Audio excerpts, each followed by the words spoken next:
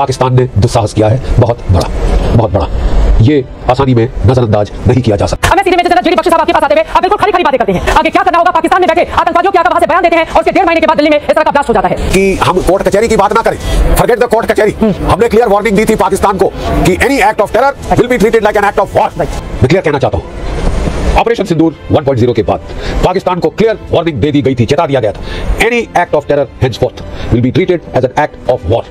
इसके बावजूद पाकिस्तान ने पहले तो जो है दादागिरी दिखाने की कोशिश करी। इस मुल्क की तबाही का टाइम आ गया है। ये बड़ी बात आप कह रहे हैं। और पाकिस्तान जब दिल्ली में अब उसने जो वार किया है वो भारत की नेशनल कैपिटल पे वार किया। नेशनल कैपिटल, किसी देश की राजधानी को छूना एक इंसल्ट है। Pakistan had been placed on notice, हमने उसको चेता दिया था कि आइंदा मत करना। उसके बावजूद भी अगर वो करता है तो हमें टेरर टारगेट सेट करने का नाटक करने की कोई जरूरत नहीं। This is an act of war.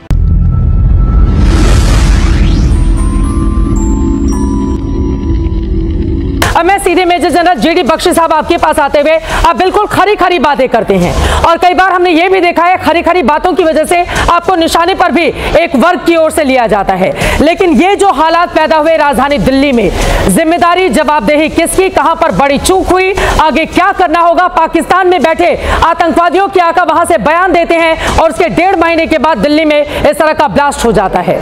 क्या समझ में आ रहा है जीडी बख्शी साहब? देखिए, आपको याद होगा गुज़िश्ता 3-4 दिनों से हमारी इंटेलिजेंस एजेंसीज, हमारी पुलिस, J&K की, यूपी की, हरियाणा की, ये लोग बड़ी मुस्तैदी से इस केस पे लगे हुए थे और फरीदाबाद में 2900 किलो बिल्कुल एक्सप्लोजिव पकड़ा गया है, जिसमें कोई 2532 किलो तो अमोनियम नाइट्रेट है और 350 किलो RDX बताया जा रहा है। इतना बड़ा जखीरा तो हमने देखा नहीं। हम लोग कल अपने आप को बहुत थपथपा रहे थे पीठ की, साहब बहुत अच्छा किया इंटेलिजेंस ने, हमारी सिक्योरिटी एजेंसीज ने, बड़ा हादसा बच गया। बिल्कुल लगता है इसी की एक मॉड्यूल जब उनके ऊपर दबाव पड़ा तो वो लेके इसको भाग रही थी। बताया जा रहा है कि वो इसको सही तरह से इनिशिएट नहीं कर पाए, वो टक्कर के मारे जो हुई है उससे ये फट गया है। जैसे ये फटा है तो हमारे लोगों का नुकसान हुआ है, लेकिन अगर पूरी तरह से तैयार होके कील शील डाल के करते तो शायद हादसा इससे कहीं बड़ा होता। देखिए, अब बात यह है कि हम कोर्ट कचहरी की बात ना करें, फॉरगेट द कोर्ट कचहरी। हमने क्लियर वार्निंग दी थी पाकिस्तान को कि any act of terror will be treated like an act of war.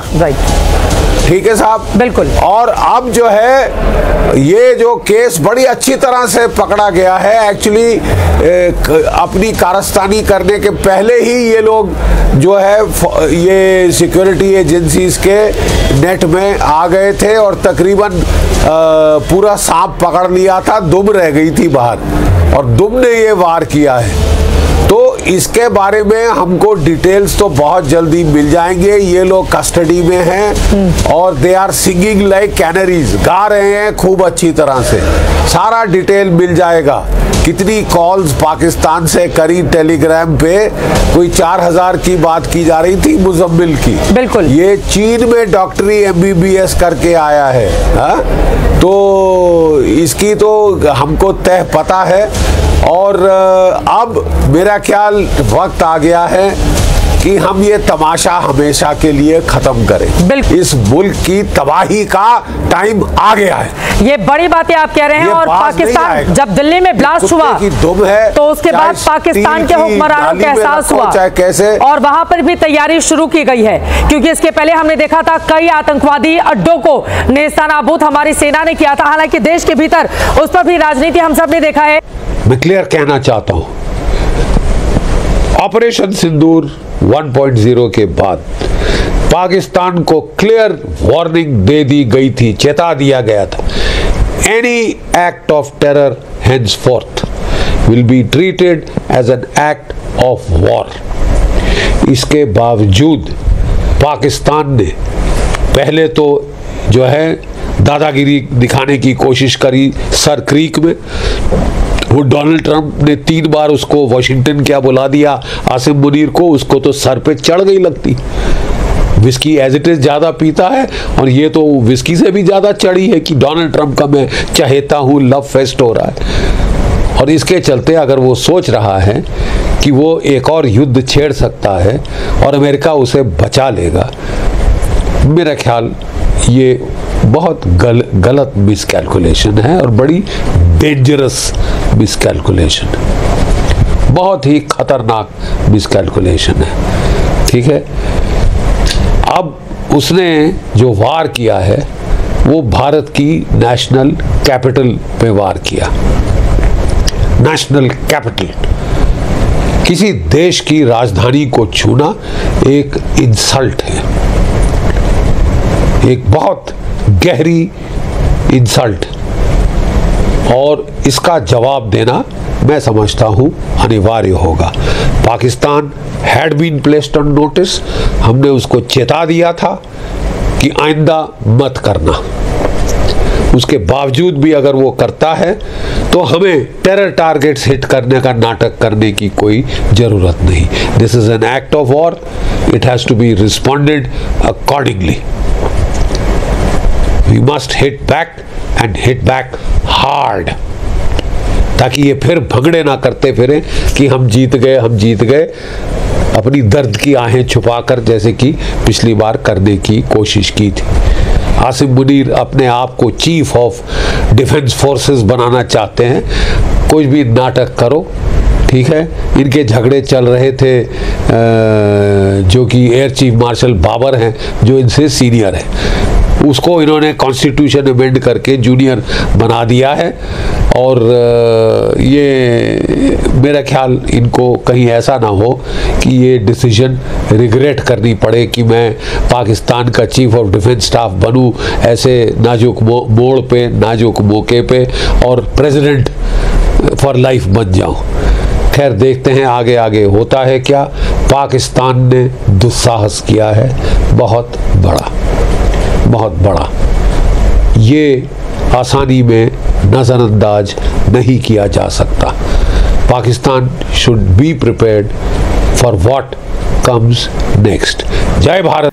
देश ने कल से जब से दिल्ली के दहलने की तस्वीरें देखी है ना, एक ही सवाल कहीं ना कहीं हर नागरिक के मन में उठ रहा है कि क्या वाकई में ही अब एक वक्त आ गया है कि एक निर्णायक भूमिका में भारत को होना चाहिए और एक निर्णायक सबक जो है पड़ोसी मुल्क पाकिस्तान को सिखाना चाहिए या आतंकियों को सिखाना चाहिए, क्योंकि देश का दिल यानी कि दिल्ली राजधानी को चोट पहुंचाने की कोशिश की है। जैश ए मोहम्मद से तार जुड़ते हुए इस विस्फोट, इस धमाके के सामने आ रहे हैं।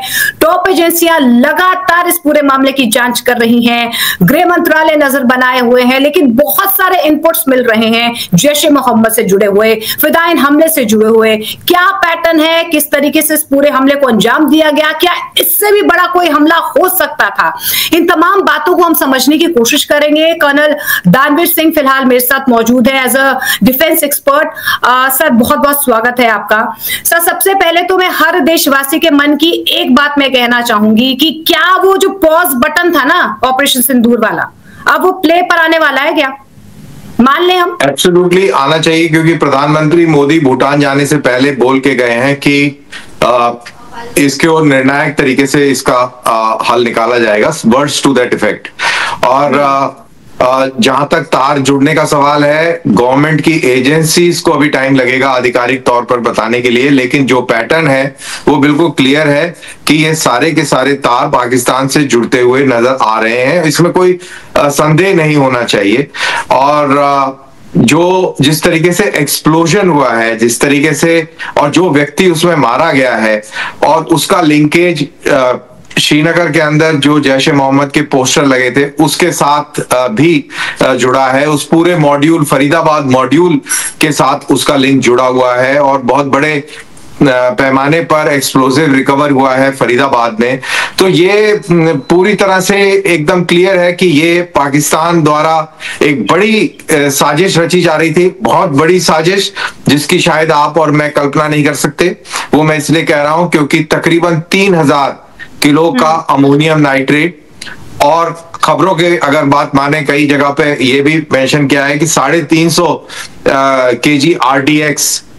तो RDX जो है हाईली पोटेंट एक्सप्लोजिव होता है और मिलिट्री ग्रेड एक्सप्लोजिव है, और आपका ammonium nitrate commercial grade explosive है, जिससे माइंस के अंदर आप ब्लास्ट करके और माइनिंग करते हैं। तो दोनों को मिक्स करके, बिल्कुल सर, एक्सप्लोसिव है, विस्फोटक है, लेकिन मैं ये बोल रही हूँ इनकी हिम्मत कैसे हो जाती है सर? इतनी बार इनकी टांग तोड़ने के बाद, सबक सिखाने के बाद सर इनकी हिम्मत कैसे हो जाती है? इसलिए हो जाती है क्योंकि सबक अभी अच्छी तरह सिखा नहीं पाए हम, और बहुत जल्दी पॉज बटन दब गया। हमें लगा कि शायद हमने इतना सबक सिखा दिया है कि अब ये सबक सीख गए हैं, लेकिन ये बिल्कुल साफ है कि अभी ये सबक नहीं सीखे हैं, और अभी इनको सबक सीखने में टाइम लगेगा, लेकिन सीखेंगे जरूर। ये सर, ये वो है ना, लातों के भूत बातों से नहीं मानते, इसीलिए तो बातचीत बंद है। तो बातचीत इसीलिए बंद है, और लातें चल रही हैं दबा के। अभी पीछे लातें चली हैं, अब दोबारा लातें चलने का प्रोग्राम इन्होंने बना लिया है, तो लातें चलेंगी, उसके अलावा कोई इलाज नहीं है। और जहां तक हमारा सवाल है, भारत का सवाल है, भारत पूरी तरह से तैयार है, और भारत ने ये पहले कह दिया था और कई बार कहा है कि अगर कोई इस तरीके की हिमाकत होगी तो हम बहुत ही निर्णायक कार्रवाई करेंगे, और इस बार की कार्रवाई और भी प्रबल और बहुत ही घातक होगी। तो ये कई जगह से बोला गया है, मंचों से बोला गया है, जैसा मैंने बोला, प्रधानमंत्री, रक्षा मंत्री, विदेश मंत्री, भारत के CDS हो गए, एयर चीफ हो गए, और आर्मी चीफ हो गए, सब ने अलग अलग मंचों से अलग अलग तरीके से इस बात को कन्वे किया है।